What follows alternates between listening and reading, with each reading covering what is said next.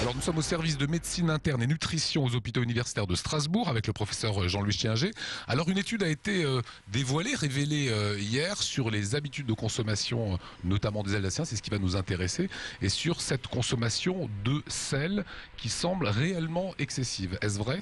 Alors oui, alors cette étude dont vous parlez, c'est en fait une enquête. C'est une enquête citoyenne, c'est-à-dire que ce sont les gens qui volontairement vont s'inscrire sur Internet et livrer leurs habitudes alimentaires en répondant à un questionnaire. 4541 Alsaciens pour l'instant ont été sondés. Tout à fait. Nous savions que nous mangeons globalement trop gras, trop sucré, trop salé.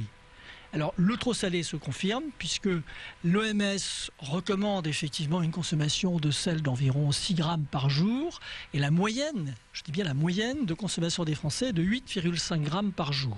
Si on diminuait de 1 gramme la consommation de sel en moyenne par jour, on économiserait environ 20 000 infarctus de myocarde par an. Ce sel qu'on consomme plus, 8,5 grammes en Alsace au lieu de 6, on le consomme dans quel produit en fait?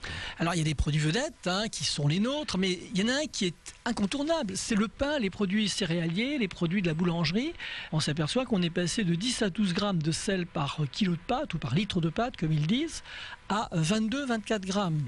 Et l'autre produit phare, ça ne vous surprendra pas, ce sont les charcuteries, ce sont les salaisons. Quelles sont les incidences sur la santé de manger trop de sel? Il y a plus d'hypertension artérielle. Et vous savez qu'autrefois on disait quand on était hypertendu, il faut manger sans sel. Alors surtout pas.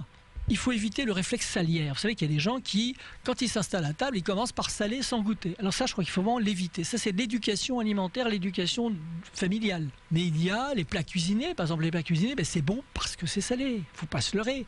Le sel, moi je dis volontiers que le sel est un cache-misère. C'est-à-dire que le sel est un goût que tout le monde aime. Alors on aime plus ou moins salé, mais tout le monde a besoin de sel. Quand vous mangez quelque chose qui est sans sel, c'est franchement mauvais.